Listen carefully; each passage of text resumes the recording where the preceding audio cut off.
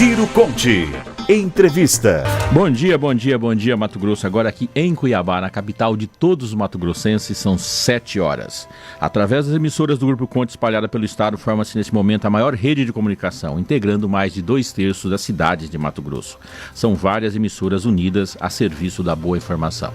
Dentre elas, a 95.3 de Barra do Garça, 101.5 de Mirassol do Oeste.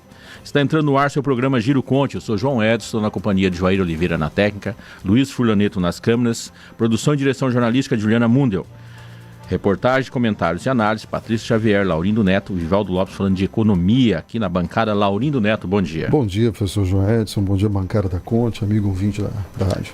Juliana, bom dia. Bom dia aos nossos ouvintes, bom dia aos colegas de estúdio. Vamos à nossa entrevista? Ciro Conte, entrevista. Nós estamos tendo a alegria de receber aqui hoje deputado federal, mas agora secretário-chefe da Casa Civil de Governo, Fábio Garcia. Fábio, sempre um prazer enorme te receber aqui. Bom dia. Bom dia a todos, professor João, Juliana, todos aqui da bancada da Conte.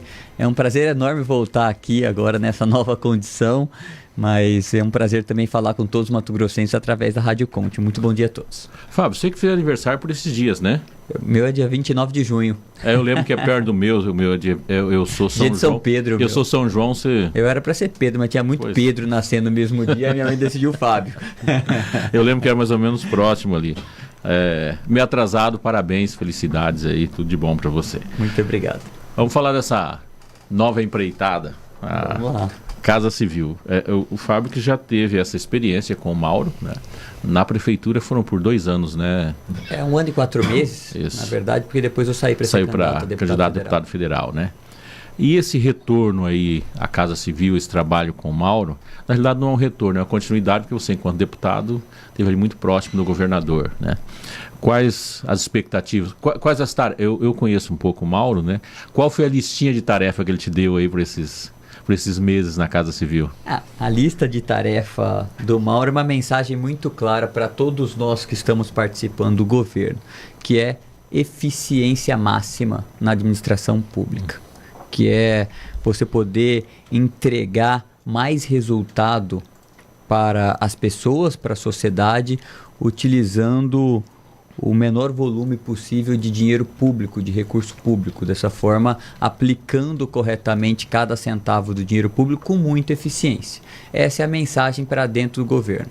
Agora, eu já passei por essa secretaria e sei que essa secretaria, além de ter um trabalho para dentro do governo, que seria facilitar o andamento da máquina pública e cumprir a diretriz do governador, que hoje é a eficiência máxima na administração, ela tem uma função também para fora do governo, que é a função de fazer uma interlocução entre o governo do estado, o executivo e os outros poderes constituídos no estado do Mato Grosso, né, como, por exemplo, a Assembleia Legislativa, o Legislativo, o Poder Judiciário, o Ministério Público, o Tribunal de Contas, enfim.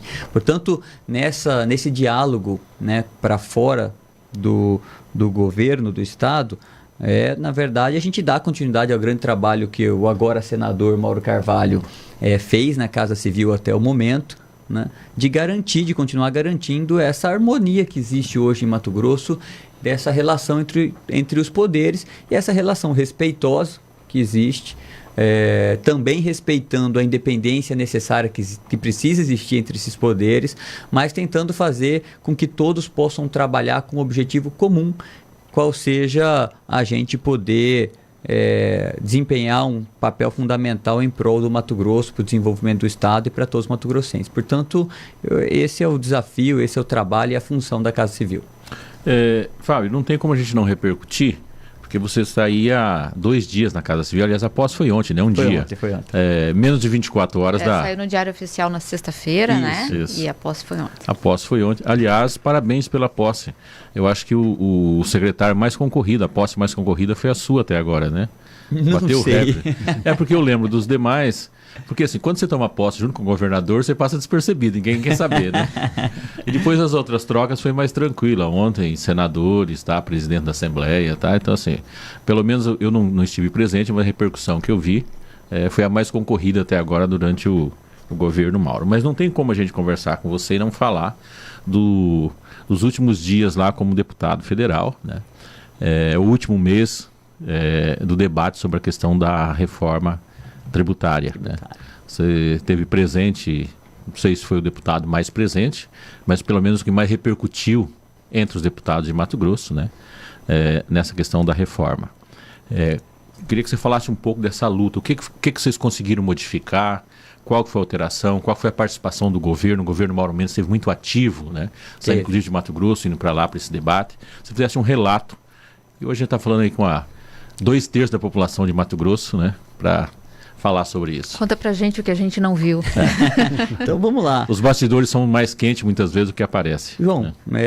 esse debate da reforma é um debate que o Brasil pede há mais de 30 anos. Há mais de 30 anos a gente fala, nós queremos uma reforma tributária nesse país. Nós estamos cansados de pagar tanto imposto, de não saber aonde a gente paga imposto. Quando a gente compra um saco de arroz, um pacote de feijão ou um macarrão, a gente não sabe quanto imposto tem lá dentro, a gente só sabe que tem muito imposto, a gente não sabe quanto imposto está lá dentro. Esse sistema não é transparente, ele é um sistema absolutamente caótico, nenhum brasileiro entende esse sistema tributário com muita clareza, portanto...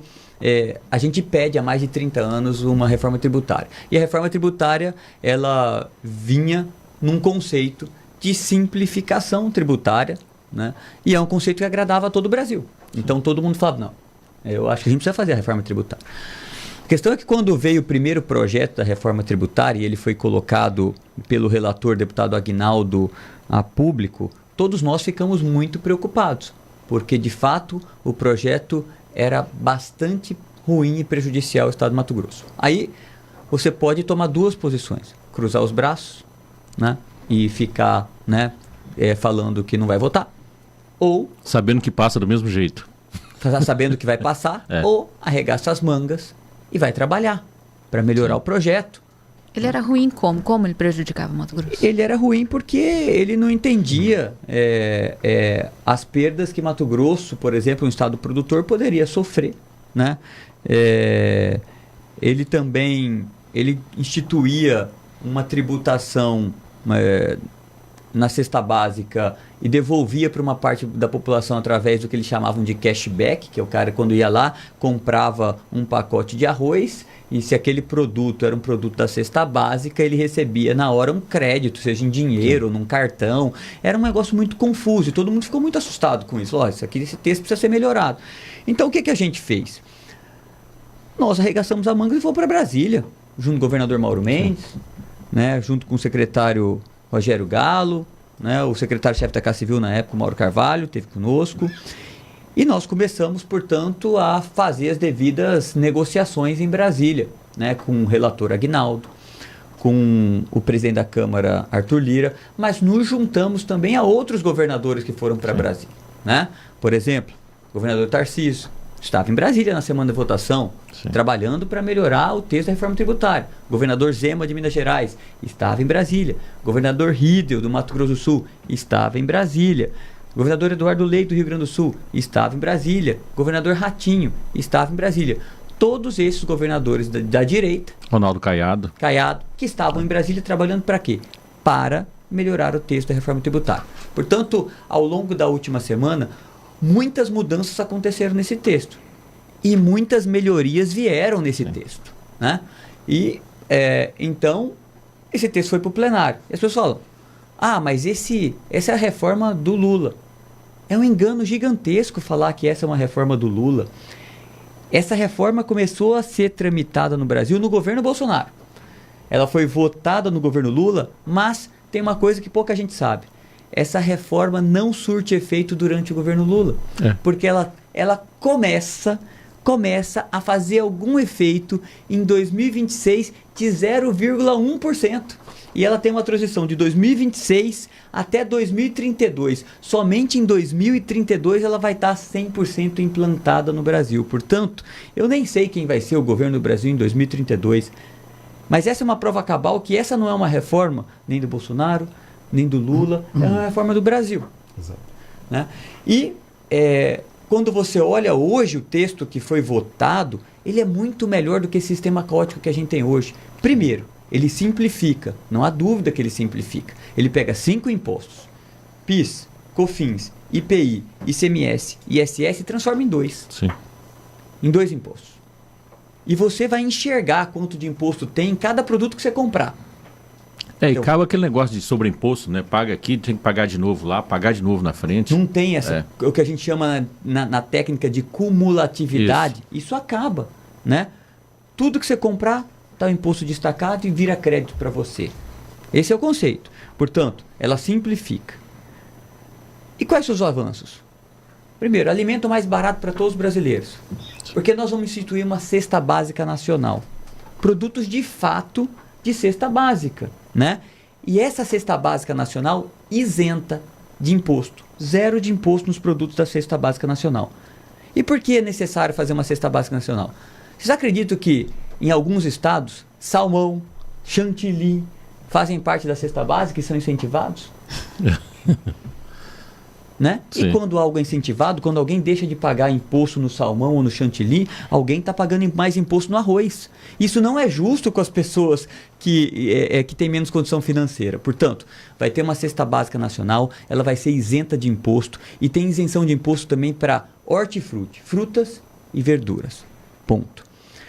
O pequeno agricultor que fatura, João, até 3 milhões e 600 mil reais por ano, isento do imposto. Isso atinge 90% dos produtores rurais de todo o Brasil. 0 de impacto de imposto. Aí você fala, mas e o que vai acontecer com médico, com dentista, com fisioterapeuta, com advogado? A reforma mantém o Simples Nacional. Todos esses profissionais liberais que ganham até 4 milhões e 800 mil reais ao ano não tem impacto nenhum com a reforma tributária. Aí a pessoa pergunta, e o que vai acontecer com o agronegócio que é tão importante para o Mato Grosso? Nós conseguimos, no último dia de negociação, que o agronegócio ele tem um desconto na alíquota de imposto de 60%. De 60% de desconto. Somente agronegócio, os serviços de saúde pública, os serviços de saúde, os serviços de educação e transporte público. Todos esses itens terão 60% de desconto. Né? Então, quando você olha lá a tributação do agronegócio, ela será menor do que essa tributação que a gente tem hoje, que o cara paga imposto e não fica com crédito desse imposto. Né? Portanto, ela é boa para o agronegócio. E tinha um problema a reforma. E os estados produtores, exportadores? Porque essa reforma tem um conceito: não tributar exportação e desonerar o investimento. E aí, nós vamos perder a arrecadação. Então, o que nós conseguimos? Primeiro, garantir um seguro-receita para os estados, para que eles possam continuar tendo recursos para fazer investimentos. E nós garantimos também a continuidade dos fundos estaduais de investimento, como é o caso do Mato Grosso, do FETAB. Só com isso, nós garantimos mais 60 bilhões de investimento para Mato Grosso. Nós preservamos os incentivos fiscais até 2032. Nós conseguimos preservar os incentivos fiscais de imposto de renda que estão previstos para os estados centro-oeste, norte e nordeste do Brasil, através da Sudan e da Sudene. Portanto, a reforma teve muitos avanços. Mas ainda tem coisa para melhorar? Tem, e faz parte do processo legislativo da democracia. Ela vai para o Senado, e o Senado vai ter a chance de olhar essa reforma e melhorar ela ainda mais. E depois ela volta para a Câmara. Sim. Então, ainda tem... Ela vai a plenário ainda, né? Vai a plenário no Senado e volta para a Câmara.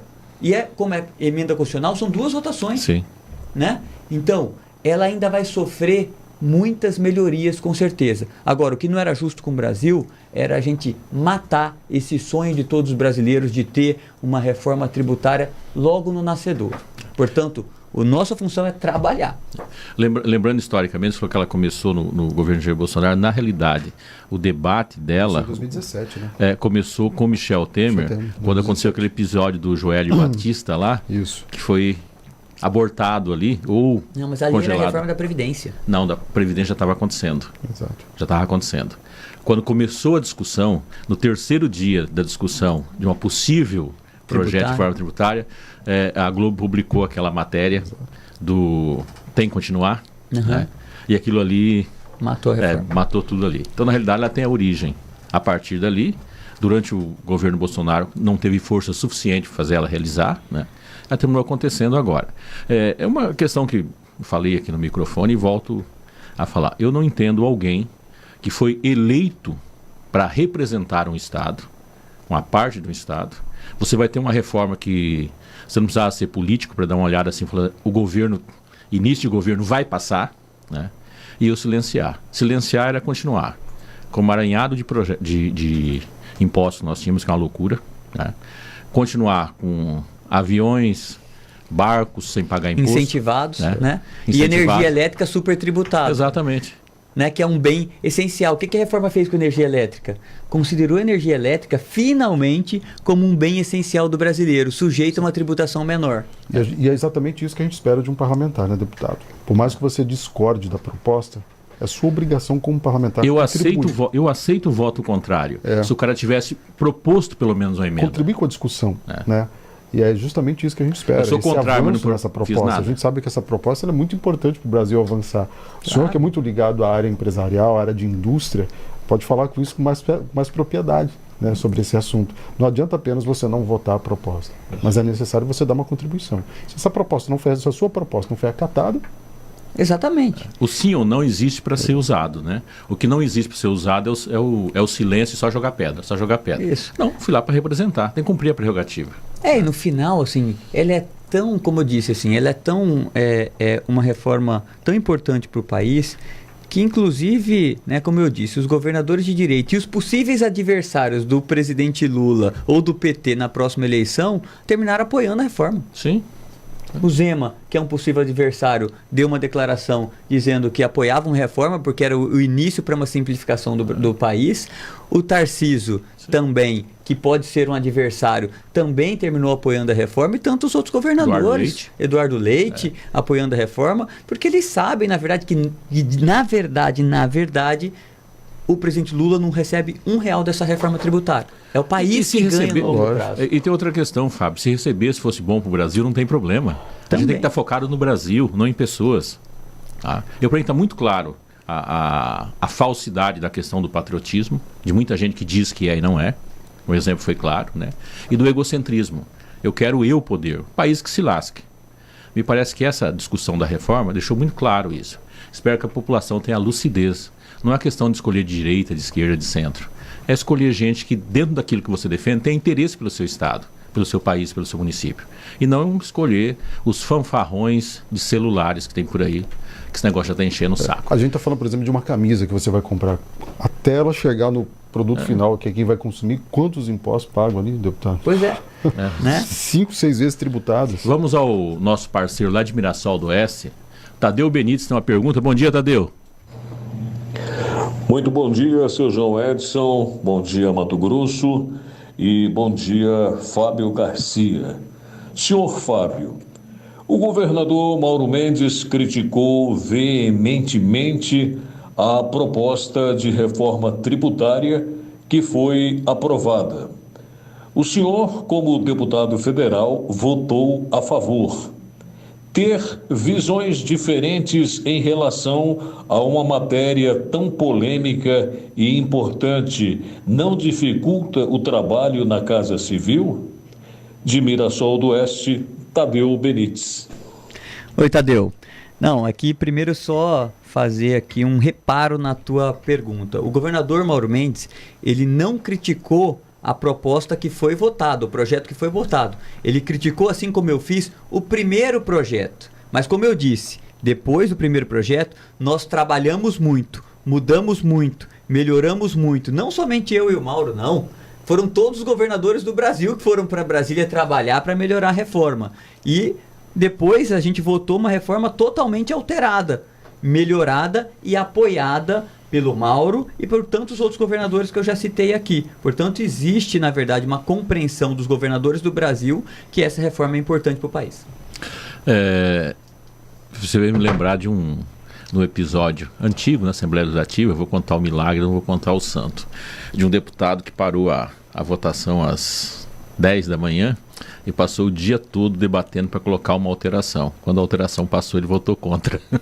Então, o que não pode acontecer é isso, né? Você ir lá lutar, brigar para ter a alteração ser aceita, né? E você continuar sendo contra. Aí você não está lutando por um projeto, está lutando contra pessoas, né? E não a questão de projetos. Vamos trazer agora, já falamos bastante de reforma tributária, vamos trazer agora para o nosso Mato Grosso. Vamos lá. Afinal de contas, é aqui que você vai estar nessa batalha. Aliás, semana passada foi uma boa semana, né?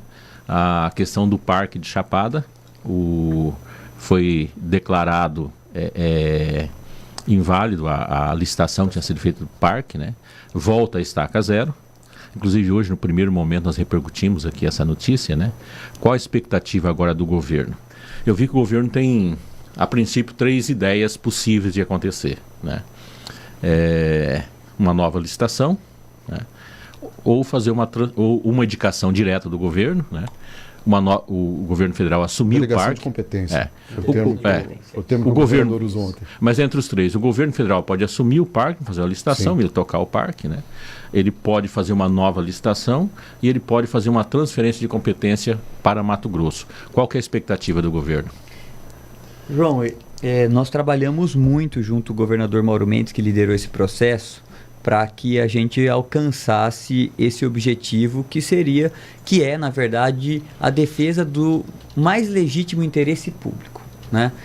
Esse processo de privatização, de concessão do Parque Nacional de Chapada dos Guimarães era um contrato que previa, por exemplo, que a empresa ganhadora poderia cobrar até R$100 de cada pessoa que fosse visitar o Parque Nacional de Chapada dos Guimarães. Então, uma família com 5 pessoas, para tomar um banho de cachoeira na Chapada ou visitar a Chapada, poderia ter que desembolsar R$500.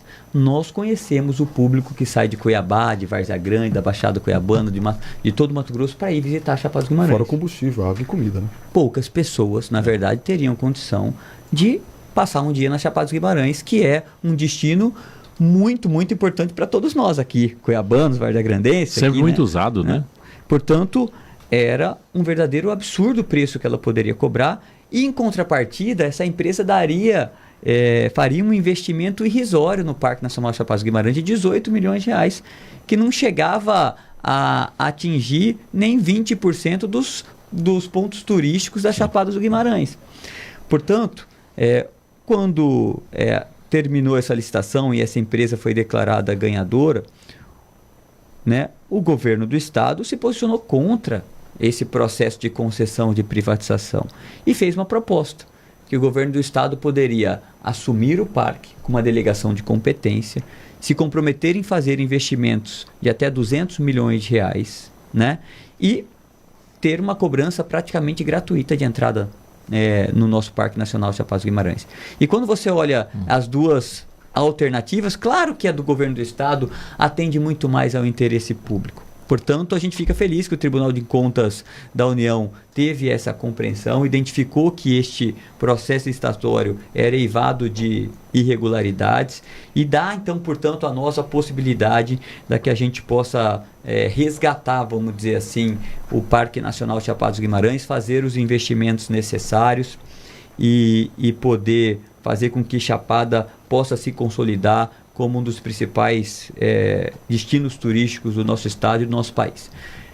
Então, eu vejo agora algumas possibilidades, mas vejo a possibilidade da delegação de competência a melhor, a mais viável, porque o governo do estado tem dinheiro e está disposto a fazer um investimento. R$200 milhões, é isso, deputado? R$200 milhões. 4 Tem anos, dinheiro sim. e está disposto a fazer um investimento, né? Hoje o parque é administrado por um órgão federal já, ICMBio. E, notadamente, esse órgão não tem capacidade financeira e condições de fazer os investimentos necessários em Chapada. Então, a gente precisa nos libertar, às vezes, no Brasil, de querer concentrar o poder e as atribuições na nossa mão, sabendo que a gente não tem condições de fazer, né? Se não tem condições de fazer, o melhor é delega para quem tem, mas deixa que os investimentos aconteçam e que a gente melhore aquele destino turístico. Portanto, eu defendo, o nosso governador Mauro Mendes defende essa delegação de competência e que o estado possa fazer esses investimentos em Chapada para a gente poder fazer com que Chapada seja um dos principais destinos turísticos do nosso Brasil. 7h25, queria fazer um intervalo. Rapidinho, Fábio Garcia, hoje, no exercício de secretário-chefe da Casa Civil do Governo do Estado de Mato Grosso, permanece aqui com a gente. E o deputado Fábio Garcia também permanece com a gente. Afinal de contas, é o popular 2 em 1 nesse momento. Só um minutinho, já estamos de volta. Agora são 7h30 aqui em Cuiabá. Está sintonizado aqui no seu jornal Giro Conte. E hoje nós estamos entrevistando o atual secretário-chefe da Casa Civil, Fábio Garcia, né? Nós estamos falando aqui, quando a gente foi para o intervalo, sobre a questão de Chapada, né?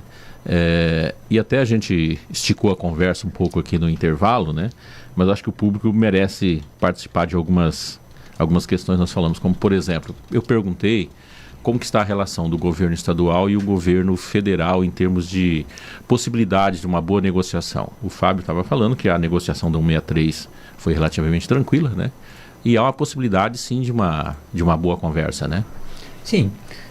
Todas as agendas que eu acompanhei o governador Mauro Mendes em Brasília, junto ao governo federal e aos ministros, foram todas agendas muito objetivas, né? Muito centradas e com disposição de ajudar o Mato Grosso. Isso independente Sim. da posição política e ideológica que nós defendemos, né?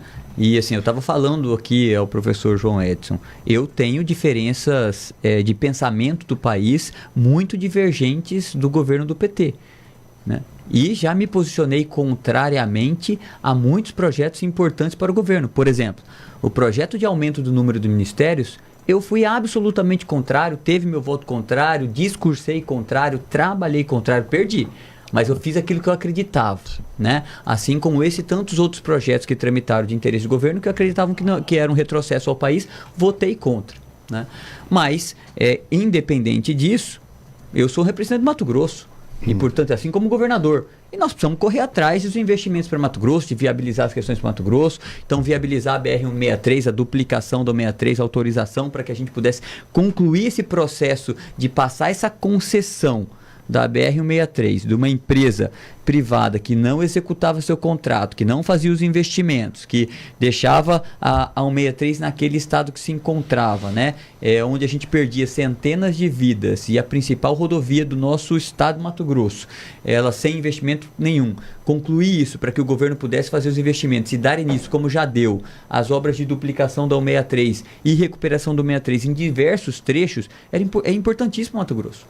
E aí você não pode, por questões que você discorda daquele governo em alguns pontos, deixar de ir lá fazer o diálogo e lutar para que esse projeto seja aprovado. Assim como esse, Parque Nacional Chapada dos Guimarães. Sim. Nós tivemos no Ministério do Meio Ambiente, porque o ICMBio que administra o parque é ligado ao Ministério do Meio Ambiente. Tivemos no ministro do governo, né, o Padilha, e tivemos no ministro-chefe da Casa Civil, e o governador Mauro Mendes falou com o presidente da República para resolver essa questão. Sim.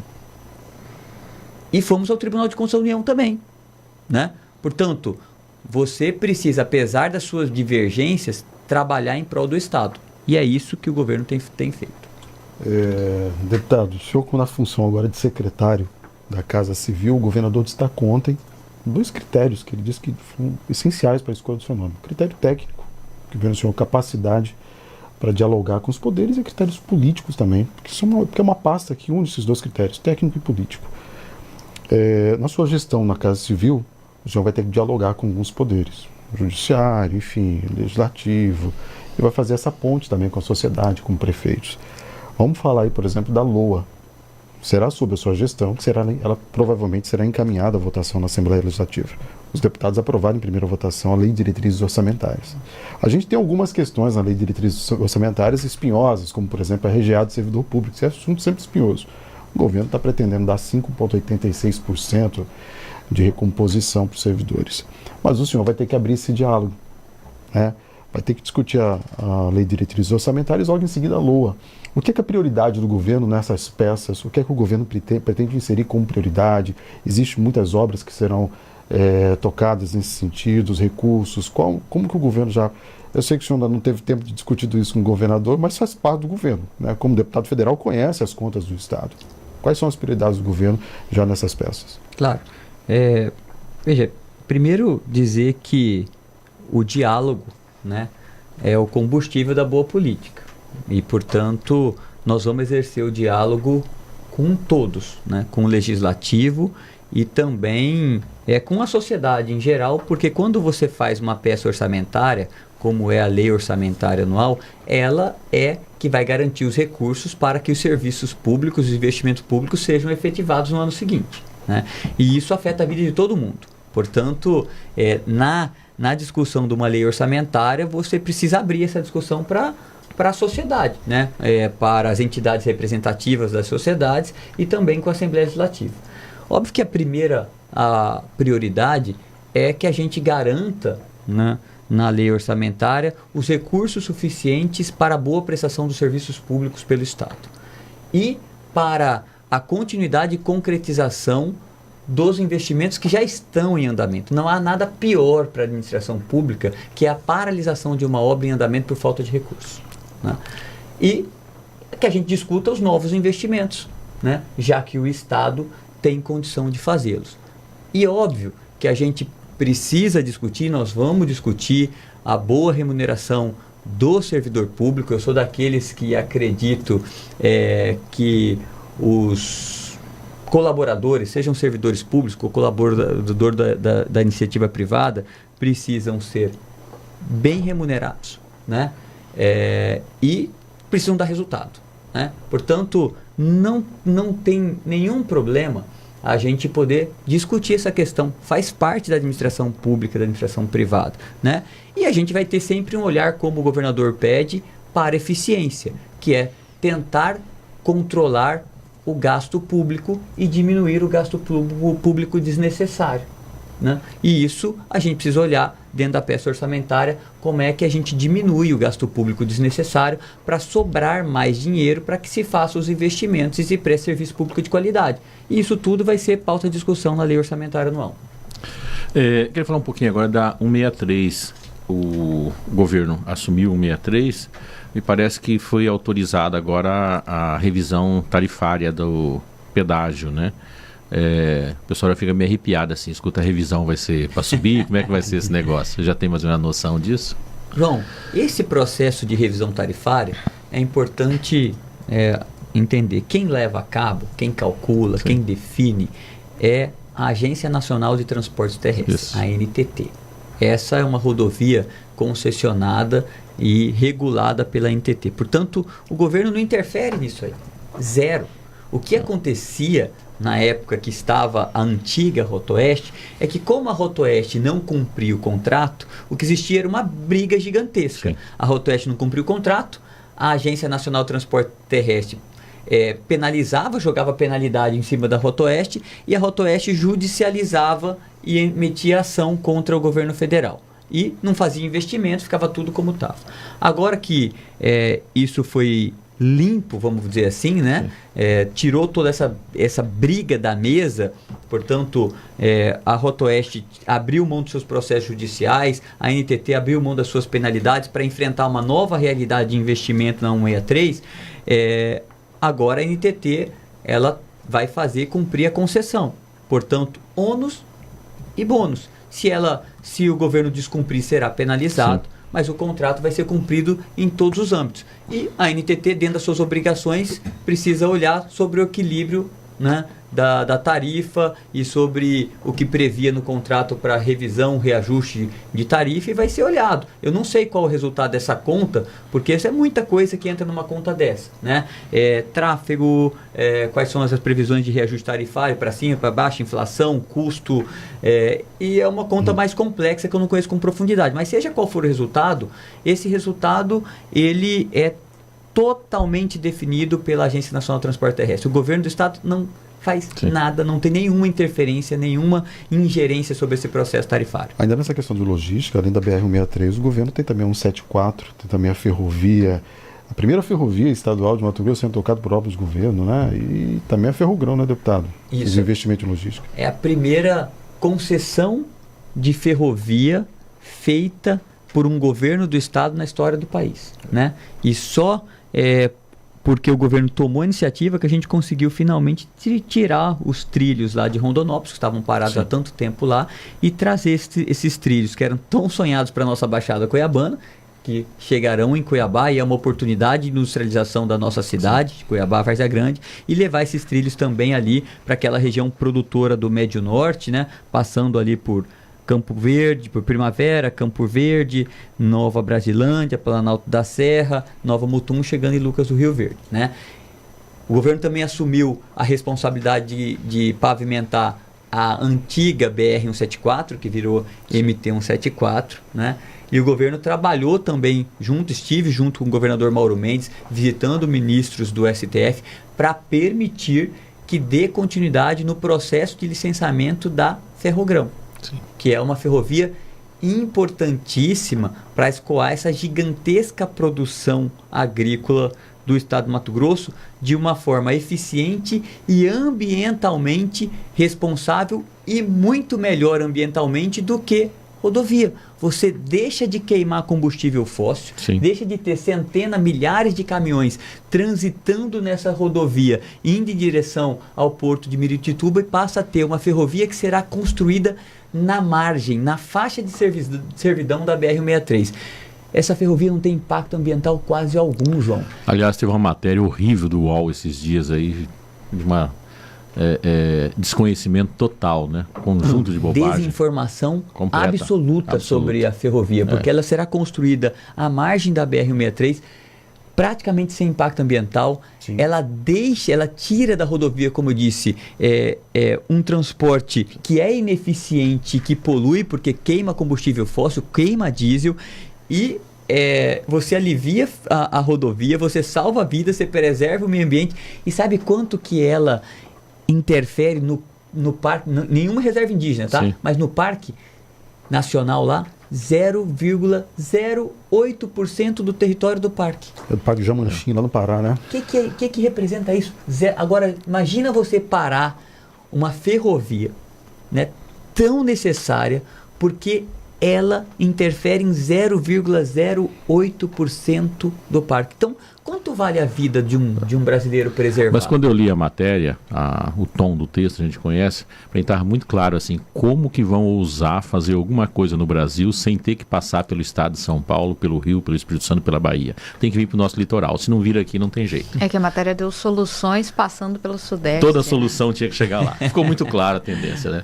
Fábio, não tem como avançar a entrevista e não perguntar para você. Você tinha um projeto de pré-campanha a candidatura a prefeito de Cuiabá.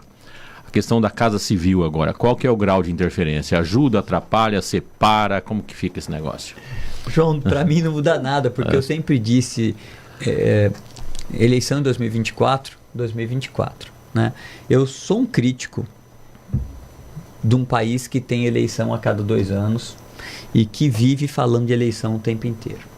Quando eu tive a oportunidade de votar na reforma política, da outra vez que eu fui deputado, eu votei por uma reforma política que unificava as eleições no Brasil. A gente tinha uma única eleição, mandatos de 5 anos, sem reeleição. Eu acho que esse país precisa de falar menos de eleição e trabalhar mais. Portanto, eu faço aquilo que eu acredito. Eu quero falar menos de eleição, trabalhar mais, deixar a eleição para 2024, que é o ano da eleição, é quando a legislação obriga a gente a falar de eleição. Aproveitando essa fala sua, foi muito falado na imprensa que o governador te colocou no cargo para impulsionar a tua candidatura em 2024. Eu queria uma resposta do senhor sobre isso. Até que ponto isso é verdade? Olha, na imprensa fala-se muita coisa. Para você ter uma ideia, por exemplo, ontem o deputado Botelho chegou, eu estava falando quando ele chegou lá no evento de cerimônia, né? E ele tinha me falado, eu liguei para ele no domingo, né? Falando para conversar com ele. Ele falou: Fábio, eu tô com princípio de pneumonia, tá voltando, né? E eu vou repousar aqui, né? O Dr. Carretoni me disse que se eu não acordar melhor amanhã, eu precisarei até talvez ser internado. Então não sei se eu vou conseguir chegar, mas se eu acordar melhor eu vou lá. E ele estava numa agenda, a agenda demorou um pouquinho mais, e ele chegou lá no evento. E depois do evento, à noite, eu fui na abertura da exposição, da Expo Agro, e me perguntaram: mas você não não achou um desprestígio? Você não achou que o deputado Botelho quis roubar a cena chegando no evento? Então, assim, a imprensa fala muita coisa, às vezes, que não tem nenhum sentido, né? Na verdade, né, eu agradeci, inclusive, ao deputado Botelho pela presença dele. Eu acho que foi uma sinalização importante nossa, minha, dele, de maturidade política e como esses dois poderes vão continuar trabalhando em harmonia e se respeitando, né? E, portanto, a minha assunção na Casa Civil, e o governador disse isso ontem, porque a Casa Civil é um cargo de confiança do governo. Né? É o secretário que está mais próximo do governo, que está no dia a dia junto do governador, né? É a sala mais perto do governo, né? E que, então, portanto, é um cargo de confiança. E a gente aproveitou também, professor João, e colocamos lá, eu não falei aqui, mas assumiu no meu lugar a deputada Gisela Simona, né? E nós tínhamos um compromisso de abrir espaço para a nossa chapa de deputado federal. Esse compromisso foi feito na montagem da chapa e na política, compromisso se cumpre, né? Então, nós cumprimos o compromisso. A Gisela é deputada federal pela primeira vez na história desse estado aqui. Nós temos uma bancada federal 50% feminina com a entrada da Gisela. Então hoje nós temos 4 deputadas, a Amália, a Fernanda, a Flavinha e a Gisela, 4 deputados, e essa bancada hoje é coordenada por uma mulher. Eu estava na coordenação, saí da coordenação, passei a coordenação para uma mulher, para a senadora Margarete Busetti, né? Então está em excelente mãos a bancada, e então eu vou cumprir agora meu papel na Casa Civil temporariamente, né? Na confiança que o governador me deu para essa atribuição. Viu, deputado, ainda nesse trilho de compromisso se cumpre, existe realmente esse compromisso de quem tiver melhor nas pesquisas será o candidato do União Brasil no próximo ano? Não, nunca discutimos isso. Eu sempre disse que a gente nunca discutiu, deixamos para discutir eleição 2024 em 2024, critérios, qualquer outra coisa. Eleição 2024, isso inclusive foi a fala do governador Mauro Mendes, que hoje é o presidente da União Brasil. São 7h53, estamos chegando ao final do nosso programa. Neto, obrigado.